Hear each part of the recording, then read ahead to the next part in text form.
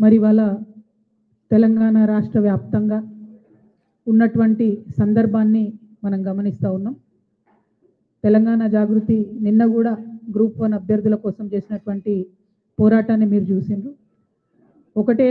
ఒకటి ఎన్ని అడ్రస్ చేసినా కూడా అంతకన్నా 10 రెట్లు సమస్యలు వస్తున్నాయి తప్పితే ఈ ప్రభుత్వం పట్ల సానుకూలంగా ఉన్న రంగం ఒక్కటి కూడా కనబడడం లేదు. గ్రామాలలో యూరియా లేదనేటటువంటి సమస్య దగ్గర నుండి మొదలు పెడితే పట్టణాలలో ఉన్నటువంటి అనేక సమస్యల వరకు 1, 2 కాదు అనేక సమస్యలు తెలంగాణని వాళ్ళ పట్టి పీడిస్తున్నటువంటి సందర్భం. సరే, సమస్యలు అనేటివి నిరంతరం ఉంటాయి, ప్రభుత్వాలు వాటిని పరిష్కరించుకుంటూ వెళ్తాయి అని అనుకుందామంటే ఇప్పుడున్నటువంటి ప్రభుత్వం పరిష్కారాలని పక్కన పెట్టి ప్రతిపక్షాలను తిట్టడమే కార్యక్రమంగా పెట్టుకున్నారు తప్పితే పరిష్కారాన్ని చూపించే దిశగా అయితే పోతలేవు. మరి జాతీయ పార్టీలు ఏమన్నా ముందుకొచ్చి ఆదరిస్తాయా, జాతీయ పార్టీలు ఏమన్నా ముందుకొచ్చి తెలంగాణను ఆదుకుంటాయా అంటే అధికారంలో ఉన్నటువంటి జాతీయ పార్టీలో 8 మంది ఎంపీలను గెలిపించిచ్చినా 8 మంది ఎమ్మెల్యేలను గెలిపించిచ్చినా ₹1 కూడా తెలంగాణకు విధిలించినటువంటి పరిస్థితిని మనం గమనిస్తున్నాం. మరి ఇట్లా ఒక రకమైనటువంటి అనిశ్చితి తెలంగాణ వ్యాప్తంగా కూడా ఉందన్న విషయం నాకంటే ఎక్కువ ప్రజలందరికీ కూడా తెలుసు. గ్రామాల్లో ఇవాళ అంతకుముందు అందినటువంటి అన్ని ఫలితాలు కూడా అందనటువంటి సందర్భాన్ని మనం చూస్తున్నాం. అంతకుముందు గవర్నమెంట్ హాస్పిటల్కి పోండి, ప్రసూతి కోసం గవర్నమెంట్ హాస్పిటల్ మంచిగా చేసినాం, కేసీఆర్ కిట్లు ఇచ్చినామని చెప్పి పెద్ద ఎత్తున మహిళల్ని మనం ప్రోత్సహిస్తే ఇప్పుడు కనీసం హాస్పిటల్లో పోలేని పరిస్థితి, మళ్ళీ ప్రైవేట్ దవాఖానలకు మహిళలు పోతున్నటువంటి సందర్భం. 1 కాదు 2 కాదు, తెలంగాణ తెచ్చుకున్నటువంటి 10 సంవత్సరాల్లో వచ్చినటువంటి ఫలితాలు ఏవి కూడా మళ్ళీ ప్రజలకు అందనటువంటి ఒక పరిస్థితిని తెలంగాణ వ్యాప్తంగా చూస్తూ ఉన్నాం. మరి దానికి ఎవరు బాధ్యులు, ఏంటిది, ఏం చేయాలి అనేటటువంటి కూడా గౌరవనీయులు పెద్దలు కేసీఆర్ గారి దగ్గర నుంచి కానీ తీసుకోకుండా జాగృతి అనే సంస్థ మా పని మేము చేసుకుంటూ పోయినాం.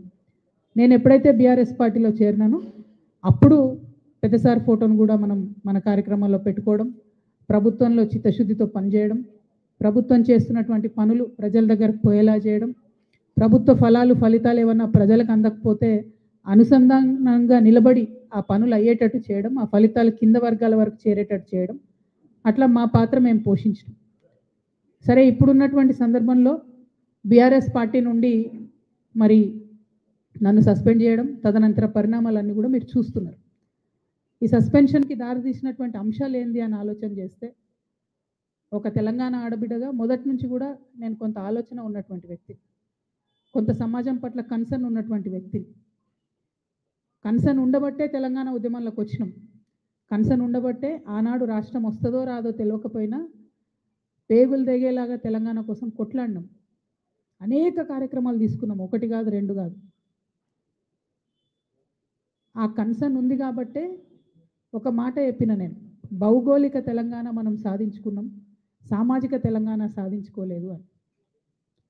సామాజిక తెలంగాణ అంటే అర్థమైంది, ప్రతి ఒక్కరికి సమాన అవకాశాలు రావాలి, ప్రతి ఒక్కరికి సమాన ప్రాధాన్యతలు లభించాలి. అది ఆర్థికంగా కావచ్చు, రాజకీయంగా కావచ్చు, సామాజికంగా కావచ్చు. దీనిలో తప్పేముంది? అదేదో పెద్ద తప్పు మాట్లాడినట్టుగా చిత్రీకరించి నన్ను బీఆర్ఎస్ పార్టీ నుండి బయటకు వెళ్ళగొట్టే వరకు కూడా కుట్రలు జరిగింది. ఆనాడు నేను బీఆర్ఎస్ పార్టీలో ఉన్నప్పుడు ఏదైతే అన్నానో నేను ఇవాళ కూడా అదే అంటున్నాను.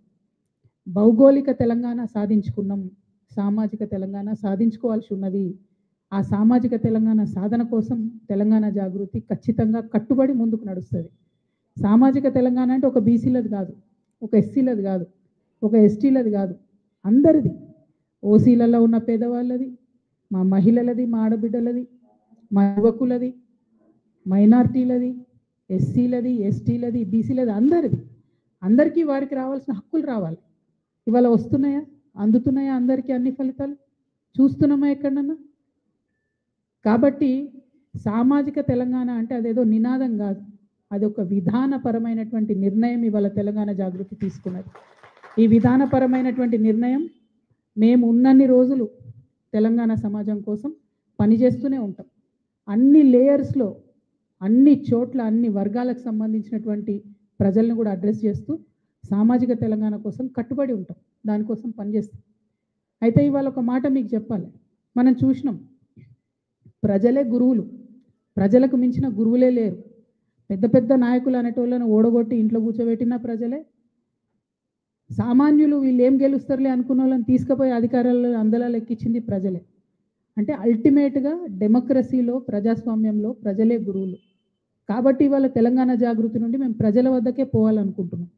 ఇక్కడ హైదరాబాద్లో కూర్చొని అక్కడెక్కడనో అచ్చంపేటలో ఉన్న వాళ్ళ కష్టాలు మాట్లాడడం, ఇక్కడ హైదరాబాద్లో కూర్చొని అక్కడెక్కడనో ఆదిలాబాద్లో ఉన్న వాళ్ళ కష్టాలు మాట్లాడడం, ఇక్కడ హైదరాబాద్లో కూర్చొని అక్కడెక్కడనో భద్రాచలంలో ముంపు గ్రామాల గురించి మాట్లాడడం, ఇది సరిపోదు, ఇది కావాలి. ఎందుకంటే రాష్ట్ర రాజధానిలో సమస్యల పట్ల ప్రభుత్వాల యొక్క దృష్టిని ఆకర్షించాలి కాబట్టి ఇది కావాలి. కానీ దీనికి మించి క్షేత్రస్థాయిలో వెళ్ళి ఆ ప్రజల్ని కలిసి వాళ్ళతో మమేకమై వారికి ఏం కావాలి అని తెలుసుకొని దాని మీద పోరాటం చేయాల్సిన అవసరం కూడా ఉన్నది. ఎట్ ద సేమ్ టైం మీ అందరికీ తెలుసు, మన తెలంగాణ సమాజం ఆలోచన పరుల సమాజం. ప్రతి గ్రామంలో, ప్రతి పల్లెలో, ప్రతి పట్టణంలో, ప్రతి మండల కేంద్రంలో, ప్రతి జిల్లాలో ఆలోచన పరులు ఉంటారు మన వాళ్ళు. ఎక్కువ శాతం మనసుతోనే ఆలోచిస్తారు, సానుభూతితోనే ఆలోచిస్తారు, అందరు బాగుండాలని ఆలోచిస్తారు మన తెలంగాణ వాళ్ళు. మంచి మంచి మేధావులు ఉన్నారు, వరల్డ్ క్లాస్ రెనోవేషన్ పొందినటువంటి మేధావులు కూడా ఉన్నారు. ఈ ప్రయత్నంలో తెలంగాణ జాగృతి ప్రతి జిల్లాలో 2 రోజులు ఉండి ఆ జిల్లాల్లో ఉండే, ఆ మండలాల్లో ఉండే మేధావులని, నాయకులని, కార్యకర్తలని, ప్రజలని, మహిళల్ని, యూత్ని అందరినీ కూడా కలుస్తాం, అందరితో కూడా మాట్లాడతాం, అందరితో కూడా సమాలోచనలు చేస్తాం, ఆలోచనలు పంచుకుంటాం. దాని నుండి ఒక సొల్యూషన్ ఖచ్చితంగా వస్తుంది. సామాజిక తెలంగాణ కావాలి అని అంటే, అందరం సమృద్ధిగా ఉండేటటువంటి తెలంగాణ కావాలంటే, అందరికీ సమాన గౌరవం ఉండేటటువంటి తెలంగాణ కావాలంటే, అందరికీ సమాన అవకాశాలు వచ్చేటటువంటి తెలంగాణ కావాలంటే ఏం చేయాలి, ఎట్లా ముందుకు పోవాలి, ఎట్లా సాధ్యమవుతుంది? ఈ అంశాలు కేవలం హైదరాబాద్లో కూర్చొని చర్చిస్తే కావు. హైదరాబాద్లో ఉండే వాళ్ళతోనూ చర్చించాలి, ఊర్లలో ఉండే ప్రతి ఒక్కరిని కూడా కలుపుకొని చర్చించాలి. అల్టిమేట్గా ఫలితాలు ఎవరికి రావాలనుకుంటున్నాం? ఆయా గ్రామాల్లో ఉండేటటువంటి యువతకు ఫలితాలు రావాలి, ఆయా గ్రామాల్లో ఉండేటటువంటి మహిళలకు ఫలితాలు రావాలి, ఆయా గ్రామాల్లో ఉండేటటువంటి రైతులకు ఫలితాలు రావాలి. ఇవి రావాలి అంటే వాళ్ళ దగ్గరికి పోయి మనం ఆలోచన చేయాలి. దానికోసమే ఒక 4 నెలల యాత్రను తెలంగాణ జాగృతి నుండి చేపడతా ఉన్నాం.